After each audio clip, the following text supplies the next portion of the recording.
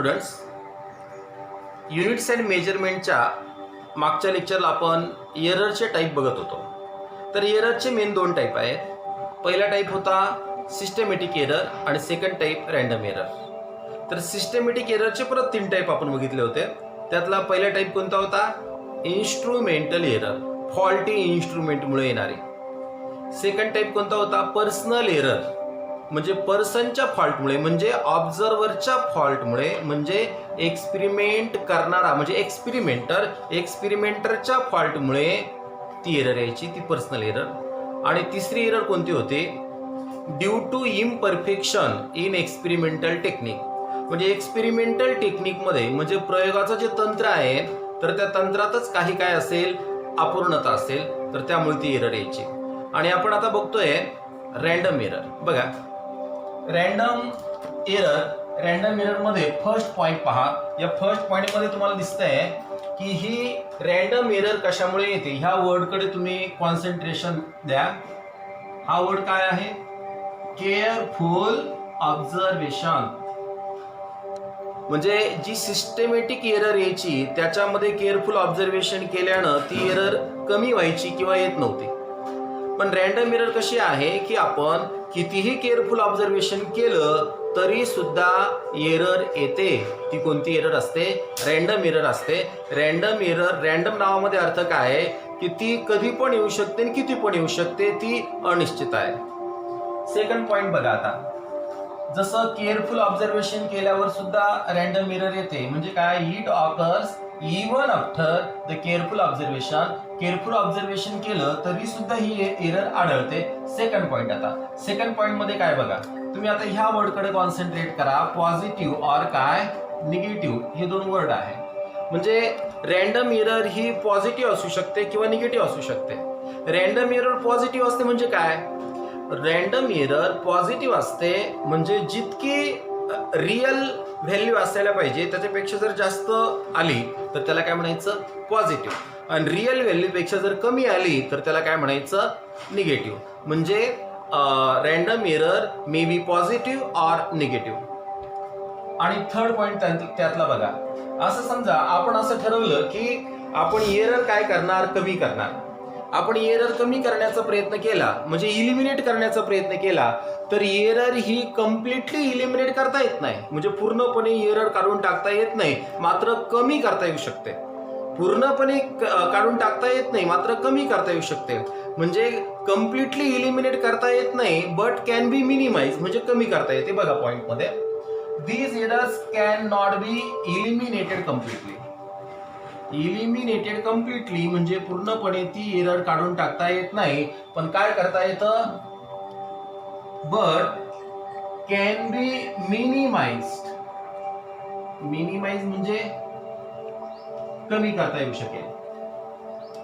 आणि fourth point मध्ये आहे की ही एरर कशामुळे येते? Due to change in experimental condition.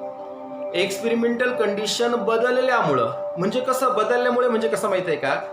Experiment आपण सुरू केला, एक्सपेरिमेंट सुरू केल्यावर टेम्परेचर असेल, प्रेशर असेल, व्होल्टेज असेल, म्हणजे आपण एक्सपेरिमेंटसाठी टेम्परेचर वापरतोय, एक्सपेरिमेंटसाठी आपण काय करतोय? प्रेशर वापरतोय, एक्सपेरिमेंटसाठी व्होल्टेज वापरतोय. तर टेम्परेचर, प्रेशर आणि व्होल्टेज ह्या व्हॅल्यू आपण कॉन्स्टंट ठेवून जर एक्सपेरिमेंट करत असो आणि एक्सपेरिमेंट चालू असताना जर ह्या व्हॅल्यू बदलल्या गेल्या तर मग एरर येऊ शकते. म्हणजे एरर कशामुळे येते? Random error due to change in temperature, pressure आणि व्होल्टेज एक्सेट्रा, ह्या कंडिशन चेंज झाल्यामुळे. म्हणजे बघा, these errors arises due to, कशामुळे अराइज होतात? Due to change in experimental conditions. Experimental conditions बदलल्यामुळे ही एरर येऊ शकते. मग एक्झाम्पल बघतोय आपण इथं. Change in temperature, pressure, voltage. Temperature बदललं किंवा काय बदललं? प्रेशर बदललं किंवा काय बदललं? व्होल्टेज बदललं. केव्हा बदललं हे? During the course of experiment. During the course of experiment म्हणजे काय? एक्सपेरिमेंट चालू असताना जर टेम्परेचर बदललं गेलं, प्रेशर बदललं गेला, व्होल्टेज बदललं गेलं तर मग एरर येते. हे कशाचं एक्झाम्पल झालं? रँडम एररचं.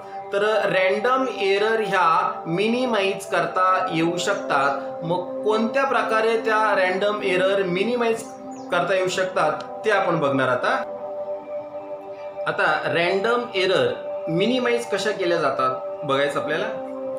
बघा इकडे, random error can be minimized by, म्हणजे रॅन्डम एरर अशा मिनिमाइज केल्या जातील. कशा मिनिमाइज केल्या जातील? पहिलं काय दिसतंय आपल्याला, एक ऑब्झर्वेशन करायचे नाही, दोन ऑब्झर्वेशन करायचे नाही. ऑब्झर्वेशन किती करायचे? रिपीटेड ऑब्झर्वेशन करायचे. रिपीटेड ऑब्झर्वेशन म्हणजे काय की जे ऑब्झर्वेशन आपण एकदा करून त्याचं ते नोट करणार आहे ना, तसे बऱ्याच वेळेस ऑब्झर्वेशन करायचे. 4-5 ऑब्झर्वेशन करायचे ॲव्हरेजली समजा, आणि त्याचं काय काढायचं? मीन काढायचं. म्हणजे आपण समजा 5 ऑब्झर्वेशन केले आणि त्या 5 ऑब्झर्वेशनचा आपण मीन काढला, म्हणजे सरासरी काढली. तर सरासरी काढल्याने म्हणजे मीन काढल्याने काय होतं की जी एरर असते ती एरर कमी होते. म्हणजे पाहिजे पुढे पहिलं रिपीटेड ऑब्झर्वेशन्स, आणि ते रिपीटेड ऑब्झर्वेशन केलं की त्याचं काय घ्यायचं? मीन घ्यायचं, म्हणजे टेकिंग देअर मीन्स. आणि आता याच्यानंतर आपण पुढचा टॉपिक कोणता बघणार आहोत पहा. आपण आता एररचे टाइप्स बघितले. मेन टाइप 2 कोणते? सिस्टमॅटिक एरर अँड काय? Random error.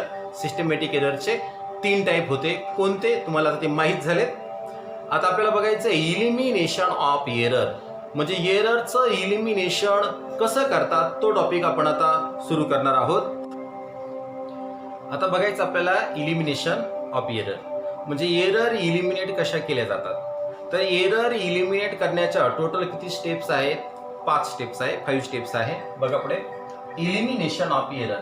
Errors can be minimized by following procedures, म्हणजे खालील प्रोसिजरने एरर काय करता येऊ शकतात? इलिमिनेट करता येऊ शकतात. मग त्या कोणत्या कोणत्या प्रोसिजर आहे पहा. पहिली प्रोसिजर कोणती आहे?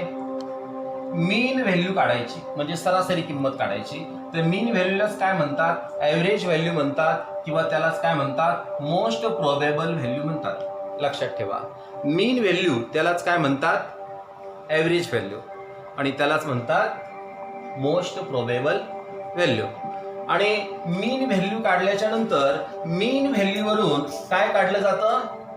मीन व्हॅल्यूवरून काढलं जातं ॲब्सोल्यूट एरर.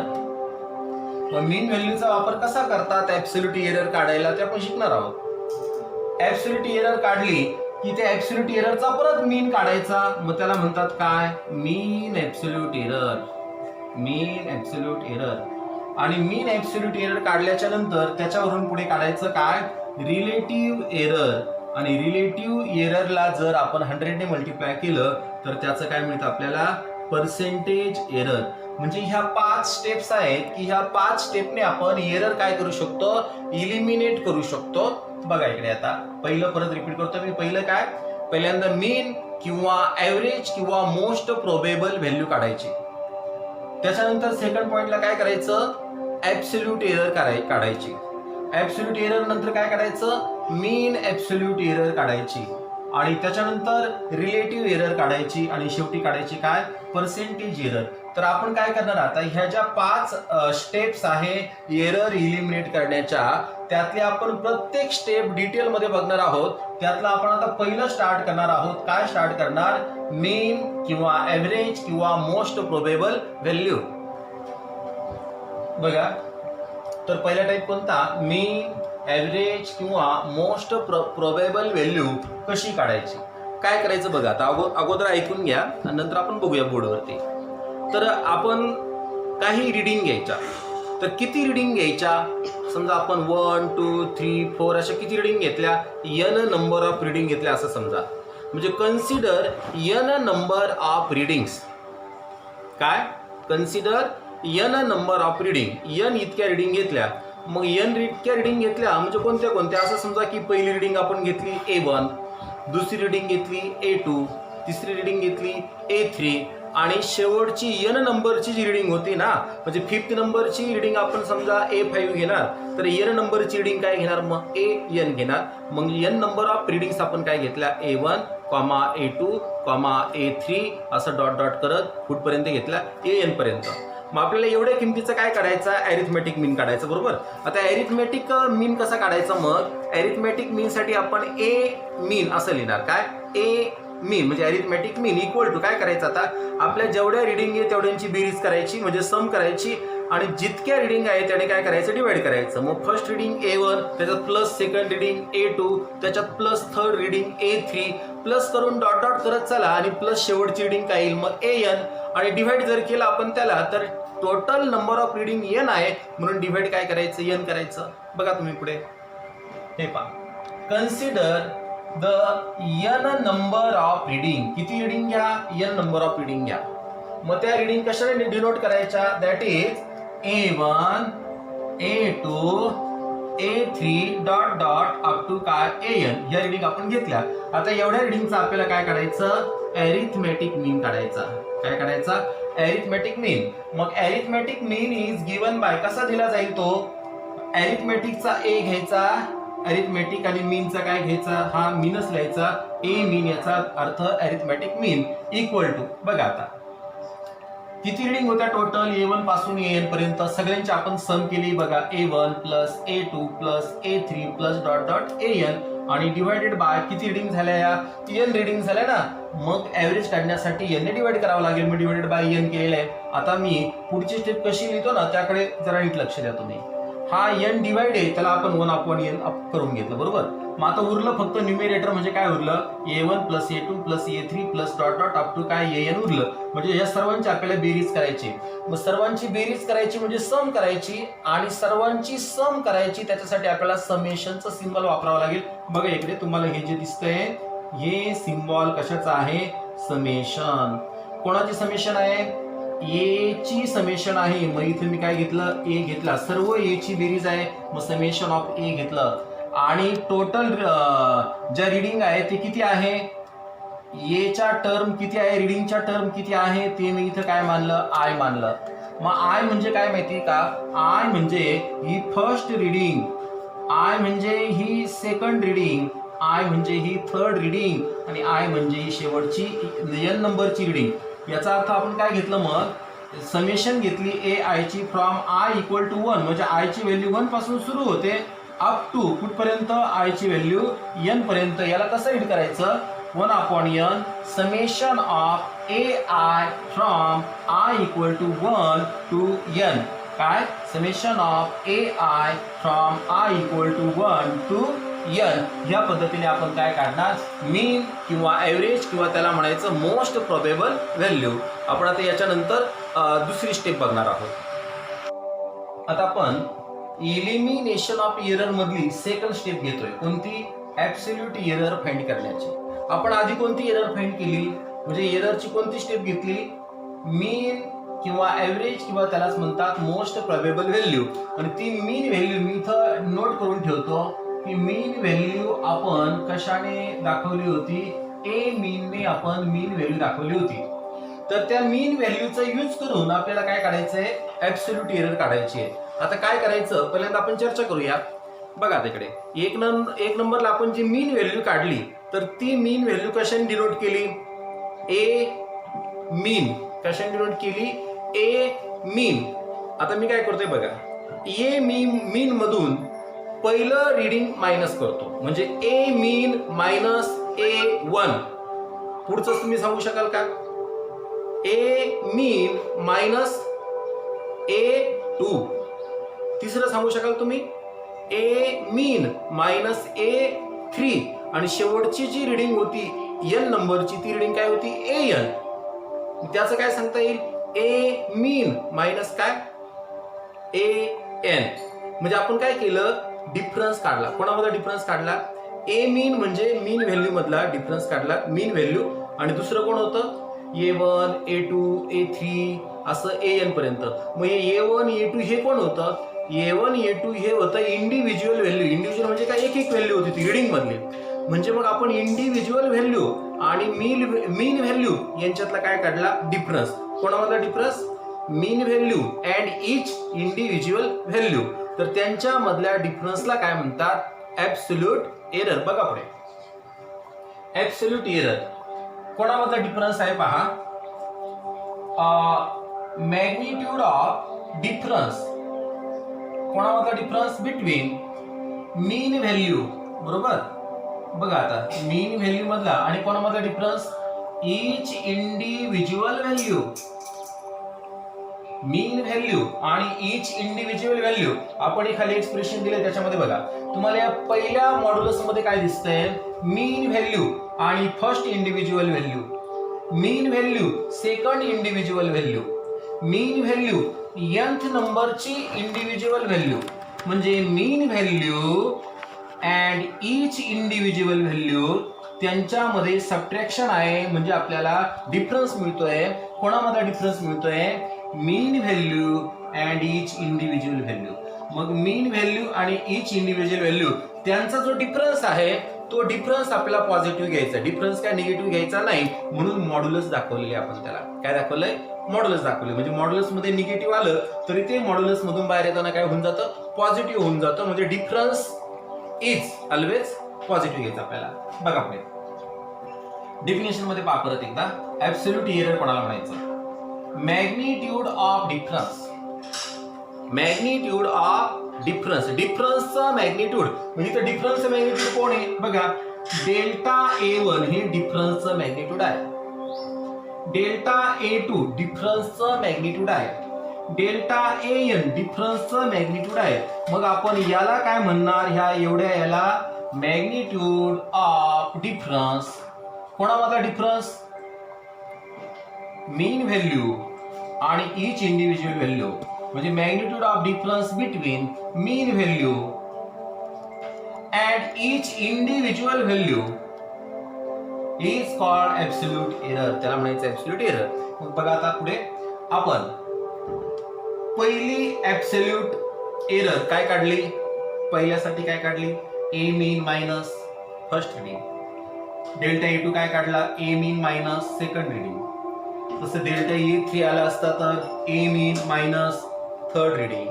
आणि शेवटचं डेल्टा AN काय, ए मीन मायनस काय, n नंबरची कोणती रीडिंग, AN रीडिंग. म्हणजे आपण डेल्टा A1 ला, डेल्टा A2 ला, डेल्टा AN ला, यांना काय म्हणणार आहोत, ऍब्सोल्यूट एरर. आणि आता लास्ट टाइम मी तुम्हाला विचारतो, सांगा ऍब्सोल्यूट एरर हे कोणतं मॅग्निट्यूड असतं.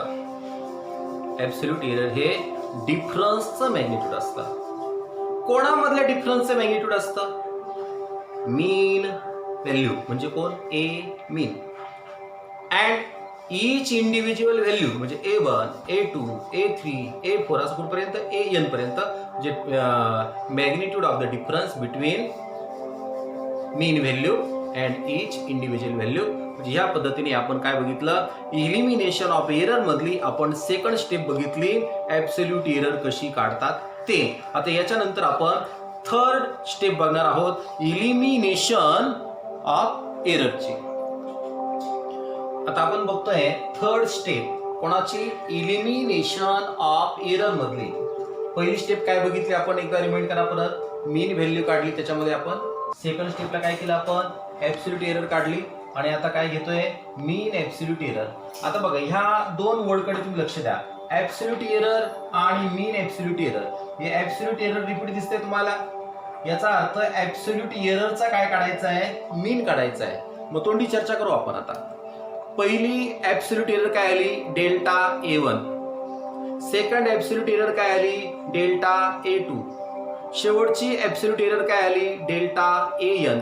मग सगळ्या ऍब्सोल्यूट एररची काय करा, सम करा. कशी करतील आपल्याला, delta A1 plus delta A2 plus शेवटचं घ्या डॉट डॉट करून काय, डेल्टा AN. मग सगळ्या ऍब्सोल्यूट एररची सम केली आणि त्याला कशाने डिवाइड करायचं, किती ऍब्सोल्यूट एरर होतं त्या n, मग डिवाइड काय करायचं, n करायचं. मग n ने डिवाइड केलं याचा अर्थ काय मिळतं आपल्याला, त्याचं ऍव्हरेज मिळतं किंवा त्याचा मीन मिळतो. म्हणजे मीन ऍब्सोल्यूट एरर मिळते.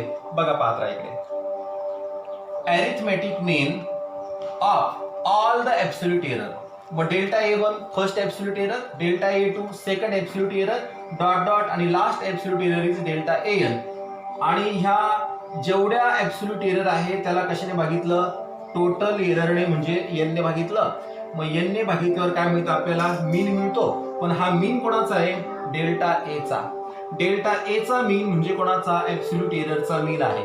पण त्याला म्हणतात अरिथमॅटिक मीन. म्हणजे बघा आता अरिथमॅटिक मीन म्हणजे कोण, डेल्टा ए मीन हा झाला अरिथमॅटिक मीन. कोणाचा arithmetic mean, all the absolute error, सर्व ऍब्सोल्यूट एररचा arithmetic mean. Arithmetic mean of all the absolute errors is called mean absolute error. सांगा मीन ऍब्सोल्यूट एरर कोणाला म्हणायचं, mean absolute error, arithmetic mean. कोणाचा, arithmetic mean of all absolute error. Arithmetic mean of all absolute error. Arithmetic mean of all absolute error is called as mean absolute error. आता बघा इकडे हा जो डिनॉमिनेटरचा n होता त्याला आपण 1/n घेतलं आणि ज्यांची सम करायची आहे त्याच्यासाठी आपण समेशन साइन घेतलं. सर्व डेल्टा ए ची सम करायची म्हणून डेल्टा ए घेतलं. 1 2 3 असं n पर्यंत त्याला आपण आय ने डिनोट केलं. मग आय कोणासाठी डिनोट केलं आपण, 1 पासून कुठपर्यंत n पर्यंत आपण समेशन करणार ना. मग 1 पासून n पर्यंत आपण आय डिनोट केला. याचा अर्थ समेशन करताना आय म्हणजे काय, फ्रॉम 1 टू n. आणि याला कसं रीड करणार आपण, summation of delta A I from I equal to 1 to n. Total reading कसं करणार, 1/n summation of delta A I from I equal to 1 to n. आता आपण ही पहिला जो मीन काढला होता ना, लक्षात घ्या. आता पहिली जी मीन काढलं किंवा ऍव्हरेज काढलं किंवा मोस्ट प्रोबेबल व्हॅल्यू काढली तर त्याच्यामध्ये फक्त याच्यामधला डेल्टा काढून टाका. प्रत्येक ठिकाणी जिथं जिथं डेल्टा आहे तो डेल्टा काढून टाका. जिथं जिथं डेल्टा आहे तो डेल्टा जर काढून टाकला तर शिल्लक काय राहील, ए मीन. बरोबर, इथे शिल्लक काय राहील, A1 A2 AN. इथे शिल्लक काय राहील, फक्त ए शिल्लक राहील. म्हणजे इथला डेल्टा काढला तर आपल्याला मिळतं मीन, ऍव्हरेज किंवा मोस्ट प्रोबेबल व्हॅल्यू. आणि त्याच्यामध्ये जर डेल्टा टाकला तर आपल्याला मिळतं मीन ऍब्सोल्यूट एरर. या पद्धतीने आपण काय केलं, आता 3 स्टेप बघितलाय.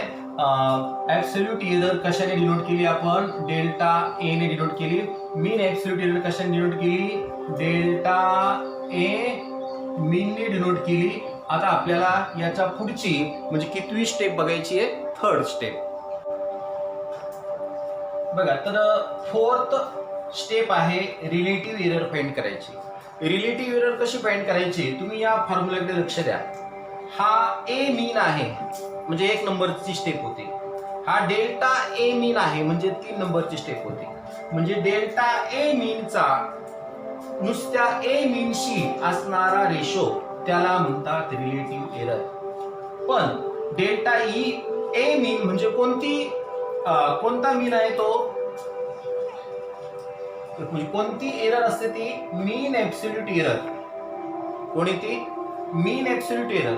आणि हा ए मीन कोण आहे, ए मीन म्हणजे फक्त कोण आहे, त्याला मीन म्हणायचं, नुसतं ऍव्हरेज म्हणायचं किंवा मोस्ट प्रोबेबल व्हॅल्यू म्हणायचं. म्हणजे अरिथमेटिक मीन आहे तो. बघा आता हे आहे मीन ऍब्सोल्यूट एरर आणि हे आहे अरिथमेटिक मीन.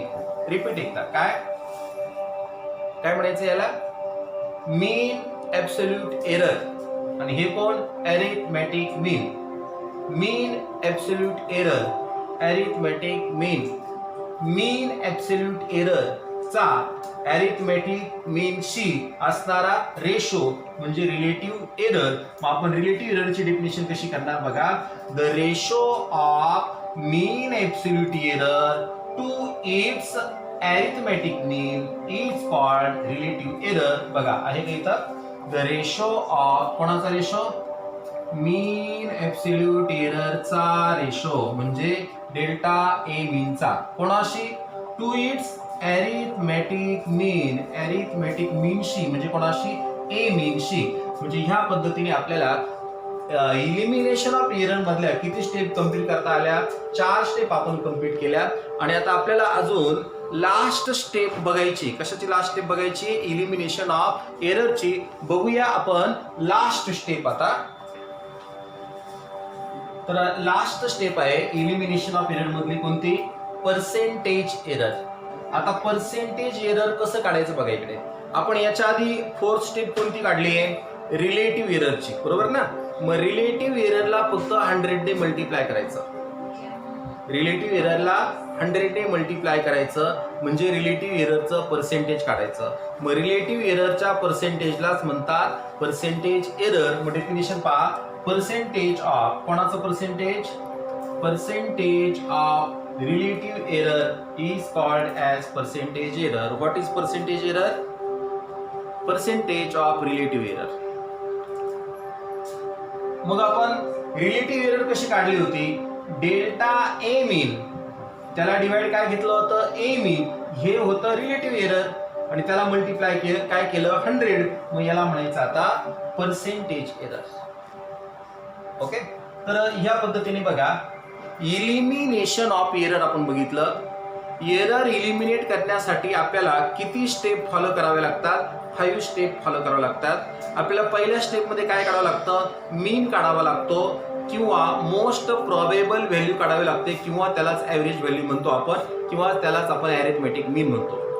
अरिथमेटिक मीन वरून आपल्याला सेकंड स्टेपला काय काढावं लागतं? ॲब्सोल्यूट एरर काढावी लागते. ॲब्सोल्यूट एरर वरून आपल्याला थर्ड स्टेपला काय काढावं लागतं? मीन ॲब्सोल्यूट एरर काढावी लागते. फोर्थ स्टेपला आपल्याला काय काढावं लागतं? रिलेटिव्ह एरर काढावी लागते. आणि फिफ्थ स्टेपला काय काढावं लागतं? रिलेटिव्ह एररचं पर्सेंटेज काढावं लागतं म्हणजे पर्सेंटेज एरर. या पद्धतीने 5 स्टेप्समध्ये एररचं काय केलं जातं? इलिमिनेशन केलं जातं.